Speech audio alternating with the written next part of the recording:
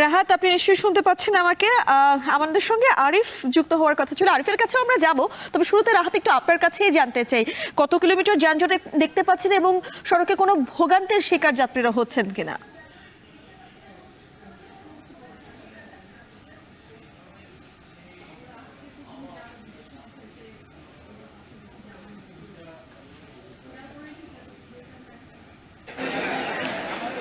আমি এই মুহূর্তে রয়েছি রাজধানীর সদরঘাট লঞ্চ টার্মিনালে। সদরঘাট লঞ্চ টার্মিনালে কিন্তু আমরা দেখছি যে ঈদে ঘরমুখ মানুষের চাপ তেমন একটা নেই। অর্থাৎ প্রতি বছর ঈদে আমরা যেমন ঘরমুখ মানুষের চাপ দেখি সদরঘাটে, যেহেতু ঈদের মাত্র আর 2 দিন বাকি রয়েছে, সেই তুলনায় কিন্তু যাত্রী চাপ বেশ কিছুটা কম বললেই চলে। এদিকে কিন্তু আমরা দেখছি যে বেশ বৈরী আবহাওয়া রয়েছে। একটু আমি দেখাতে চাই মূলত এই সদরঘাট লঞ্চ টার্মিনালের অবস্থা। একটু বৈরী আবহাওয়া আমরা দেখছি যে সকাল থেকেই কিন্তু থেমে থেমে কিছুক্ষণ পর পর বৃষ্টি হচ্ছে। যারা লঞ্চের যারা কর্তৃপক্ষ রয়েছেন তাদের কাছে আমরা জানতে চেয়েছিলাম যে যাত্রী চাপ কমের কারণ কি। সেক্ষেত্রে তারা বলছেন যে বৈরী আবহাওয়াটি কারণ এই লঞ্চে যাত্রী চাপ কিছুটা কম হওয়ার জন্য। স্বাভাবিকভাবে আমরা দেখি যে দক্ষিণাঞ্চলের যে কয়েকটি রুটে সদরঘাট থেকে লঞ্চ ছেড়ে যায়, সেখানে কিন্তু যখন ঈদের সময়টি ব্যতিক্রম, অর্থাৎ ঈদের সময় নির্দিষ্ট কোনো সময়ে কিন্তু লঞ্চ ছাড়ার কোনো নির্দিষ্ট সময়সীমা তাদের থাকে না। সেক্ষেত্রে আমরা দেখি যে লঞ্চের যাত্রী পরিপূর্ণ হয়ে যাবার পরেই লঞ্চগুলো ছেড়ে দেওয়া হয়। তবে এবারের চিত্র কিন্তু আমরা বেশ ভিন্ন দেখছি। সেক্ষেত্রে আমরা দেখছি যে যাত্রী চাপ যেহেতু কম, সেক্ষেত্রে লঞ্চের যে নির্ধারিত সময়, সেই নির্ধারিত সময় কিন্তু লঞ্চগুলো হয়তো বা ছেড়ে যাবে। কারণ আমরা সদরঘাট লঞ্চ টার্মিনালে রয়েছি প্রায় 2 ঘন্টা যাবৎ। 2 ঘন্টার মধ্যে কিন্তু আমরা দেখিনি কোনো লঞ্চ ছেড়ে যেতে। অর্থাৎ যাত্রী আস্তে আস্তে যাত্রী আসছে, তারা লঞ্চে প্রবেশ করছে। সেক্ষেত্রে লঞ্চের যারা কর্তৃপক্ষ রয়েছে তারা বলছে যে এখন পর্যন্ত যেহেতু লঞ্চ ছাড়ার সময় হয়নি এবং যাত্রীর ভিড়, তাদের কাঙ্ক্ষিত যে ভিড় তারা আশা করেন সেটিও হয়নি, সে কারণে মূলত এখন পর্যন্ত লঞ্চ ছাড়ছে না। তবে আমরা যাত্রীদের সঙ্গেও কথা বলেছি, সেক্ষেত্রে তারা বাড়তি ভাড়ার কোনো অভিযোগ যাত্রীরা আমাদেরকে করেনি। তারা বলছেন যে যেহেতু দীর্ঘক্ষণ তারা এসে বসে আছেন, যেহেতু অন্যান্য সময়ে আগে যদি তারা আসেন, আগে আসলেই তারা কিছুক্ষণের মধ্যে যাত্রী পরিপূর্ণ হয়ে যাবার পরে লঞ্চ ছেড়ে দিত, সেক্ষেত্রে আজকে দীর্ঘক্ষণ তারা লঞ্চে অপেক্ষা করছেন কিন্তু লঞ্চ ছাড়ছে না। সেক্ষেত্রে কিন্তু তারা বলছেন, যাত্রী যারা রয়েছেন তারা বলছেন যে তাদের মূলত এই দীর্ঘ সময় অপেক্ষাই করতে হচ্ছেন। এছাড়া আমরা দেখছি যে কিছুক্ষণ পরপরই কিন্তু মাইকে বিআইডব্লিউটি এর পক্ষ থেকে ঘোষণা দেওয়া হচ্ছে যে লঞ্চ কর্তৃপক্ষ যারা রয়েছে তারা যেন অতিরিক্ত যাত্রী বহন না করে, এবং যেহেতু কিছুটা বৈরী আবহাওয়া রয়েছে, সেই বৈরী আবহাওয়ায় যেন তারা নিয়ম মেনে লঞ্চ চালান এবং কোনো ধরনের বিপদ দেখলে তারা যেন লঞ্চটি পাড়ের দিকে নিয়ে যান, সেই দিক নির্দেশনাও কিন্তু এখান থেকে দেওয়া হচ্ছে। এই ছিল সদরঘাট লঞ্চ টার্মিনাল থেকে আমার কাছে সব শেষ।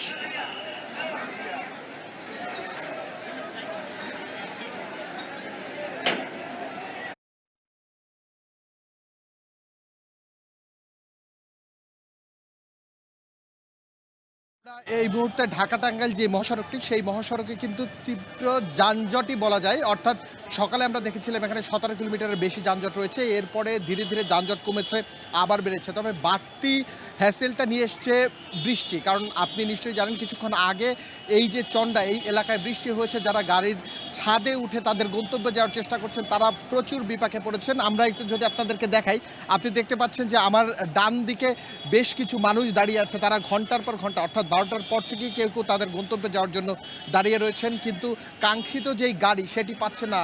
যার ফলে গরুর যেই গাড়িগুলো অথবা ট্রাক, যেগুলো পণ্য বহন করে বিভিন্ন গন্তব্যে উত্তরবঙ্গে নিয়ে যাচ্ছিল, সেই ট্রাকে করেই সবাই বাড়ির পথে ধরছেন। এছাড়া বাড়তি ভাড়ার যেই বিষয়টি যদি আমি একটু বলি, তাদের গন্তব্যে যাওয়ার যেই গাড়ি, সেই গাড়ি স্বল্পতার কারণে প্রত্যেকটি গাড়ি কমপক্ষে 1.5 থেকে 2 গুণ, কোনো কোনো ক্ষেত্রে 2.5 থেকে 3 গুণ পর্যন্ত ভাড়া বেশি নিচ্ছে, এমনটাই আমাদেরকে অভিযোগ করেছে যারা যাত্রী। তারা বলছেন যে আমরা ঘন্টার পর ঘন্টা দাঁড়িয়ে থেকেও তাদের কাঙ্ক্ষিত যেই গাড়িটি সেটি পাচ্ছেন না। কিছুক্ষণ আগে আমরা পুলিশ সদস্যদের সাথে কথা বলছিলাম, তারা বলছেন বাড়তি যেই পরিমাণ চাপ সাধারণ মানুষের, ঘরফেরা মানুষের, সেই পরিমাণ চাপের তুলনায় পুলিশ সদস্যের সংখ্যা অতি নগণ্য। যার ফলে এই যে গরুর ট্রাক অথবা বাসের উপরে উঠে, ছাদে উঠে, অথবা ট্রাকের মালবাহী ট্রাকের উপরে উঠে যারা যাচ্ছেন তাদেরকে নিবারণ করা কোনোভাবেই সম্ভব হচ্ছে না। এছাড়া আমরা একটি বিষয় দেখতে পেয়েছি যে অধিকাংশ মানুষের যে আনন্দ ও যে উল্লাসটি ছিল বাড়ি যাওয়ার ক্ষেত্রে, সেটি কিন্তু ক্রমশই ম্লান হচ্ছে এবং হয়রানির একটি শিকার হচ্ছেন বিভিন্নভাবেই দেখা যাচ্ছে। এছাড়া রাস্তার যেই যানজটের প্রক্রিয়া সেটি কম বেশি স্লো হয়ে আসছে, অর্থাৎ যানজট প্রচুর এখন পর্যন্ত পিঁপড়ার গতিতেই আগাচ্ছে এমনটা আমরা দেখতে পাচ্ছি ঢাকা টাঙ্গাইল এই সড়কে। এখন আমরা চলে যাব মহাখালী বাস স্ট্যান্ডে, সেখানে রয়েছেন আমাদের সহকর্মী আবির, আমরা জানবো ওখানকার কি অবস্থা। আরিফ, মহাখালী বাস টার্মিনালের কথা যদি বলি, আমরা এখানে প্রায় 2টা থেকে সোয়া 2টার মধ্যে এসে পৌঁছে গেছি এবং এরপর থেকে আমরা স্বাভাবিক যে যানজট তার থেকে একটু বেশি যাত্রী চাপ লক্ষ্য করছি।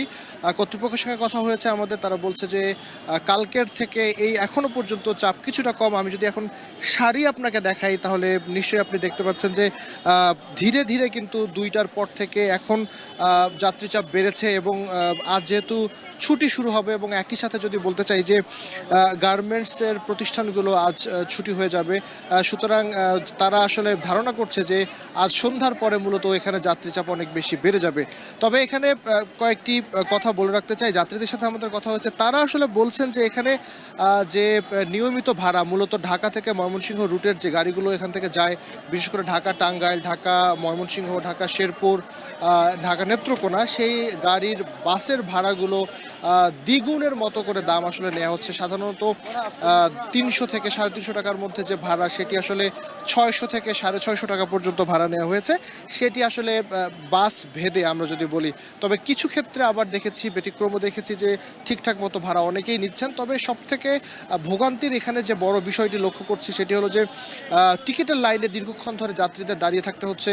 এখানে বলা হচ্ছে যে বাস আসলে পর্যাপ্ত পরিমাণে নেই, এর কারণ বলা হচ্ছে যে গাজীপুরে মূলত একটি সড়ক দুর্ঘটনা ঘটেছে, যার কারণে ফিরতি যে বাসগুলো রয়েছে তারা কিন্তু আসলে ঠিকঠাক সময় মতো এখানে পৌঁছতে পারছে না এবং এখন এই মুহূর্তে যে বাসগুলো রয়েছে তাদেরও আসলে ওই যে যেটি বলছিলাম যে যেহেতু একেবারে টিকিটের যে দামের একটি ঊর্ধ্বগতি এখানে রয়েছে, সেই কারণে কিন্তু একটা সিন্ডিকেটের মতো পরিস্থিতি এখানে তৈরি হয়ে গেছে যে দাম যেন আরও বেশি পাওয়া যায়, সেক্ষেত্রে কিন্তু এই মুহূর্তে যে বাসগুলো রয়েছে সেই বাসগুলো কিন্তু ছাড়া হচ্ছে না। সুতরাং যাত্রীদের একটা বড় রকমের ভোগান্তি তৈরি হয়েছে।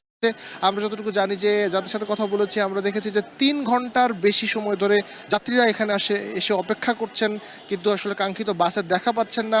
টিকিটের দামের কথা যদি বলি তাহলে টিকিটের দাম প্রায় এখানে 300 থেকে 350 টাকার যে নিয়মিত ভাড়া সেটি কখনো কখনো 500 থেকে 600 টাকা পর্যন্ত পৌঁছে গেছে।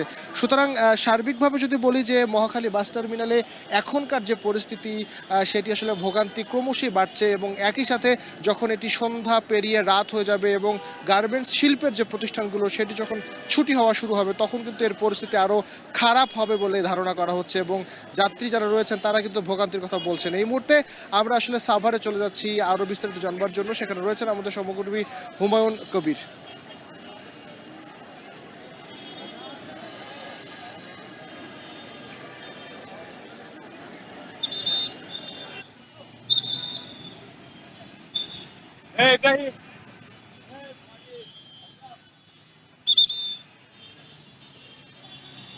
মহাখালী থেকে জানাচ্ছিলেন সেখানকার সর্বশেষ পরিস্থিতি আবির। আমি রয়েছি এই মুহূর্তে সাভারের সবচাইতে যানজটের হটস্পট খ্যাত নবীনগর এবং বাইপাল, দুটি জায়গা হচ্ছে যানজটের হটস্পট। বিভিন্ন ঈদ এবং উৎসবকে ঘিরে কিন্তু এই জায়গাটিতেই আসলে যানজট লেগেই থাকে, কিন্তু এবার কিন্তু ঈদ যাত্রীরা কিন্তু একটি ব্যতিক্রমী যাত্রা করছে। সড়কে ধীরগতি থাকলেও কিন্তু এই নবীনগর বাস স্ট্যান্ড সহ আমিনবাজার, হেমায়তপুর, বাইপাল, পল্লীবিদ্যুৎ, শ্রীপুর সহ যেসব ঢাকা রিচা মহাসড়কের যেসব যানজটের হটস্পট রয়েছে সেই হটস্পটগুলিতে কিন্তু কোনো যানজট পোহাতে হচ্ছে না। তবে সড়কে কিন্তু ধীর গতি রয়েছে এবং শিল্পাঞ্চল সাভার আশুলিয়ায় কিন্তু গতকাল 60 ভাগ পোশাক শ্রমিকের ছুটি হয়েছিল।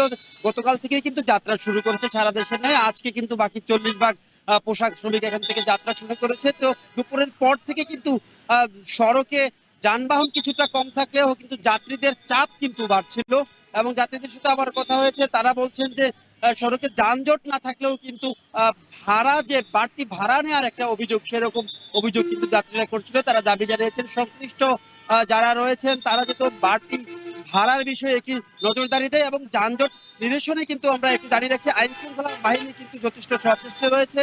পুলিশের পাশাপাশি কিন্তু সেনাবাহিনীও কিন্তু দায়িত্ব পালন করছে। আমরা বিভিন্ন গুরুত্বপূর্ণ পয়েন্টগুলোতে আমরা দেখেছি সেনাবাহিনী, পুলিশ সহ আইন শৃঙ্খলা বাহিনীর বিভিন্ন ধরনের সদস্যরা কিন্তু দায়িত্ব পালন করছে। সে কারণে কিন্তু মোটামুটি নির্বিঘ্নেই এবারের ঈদ যাত্রা হচ্ছে এমনটি কিন্তু বলাই যায়।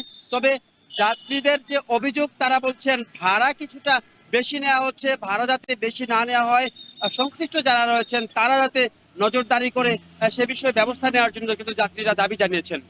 এই ছিল আমার কাছে নবীনগর থেকে মহাসড়কের পরিস্থিতি নিয়ে সর্বশেষ। ঈদে মুখ্য মানুষের খবর জানাচ্ছিলেন আমাদের সহকর্মীরা।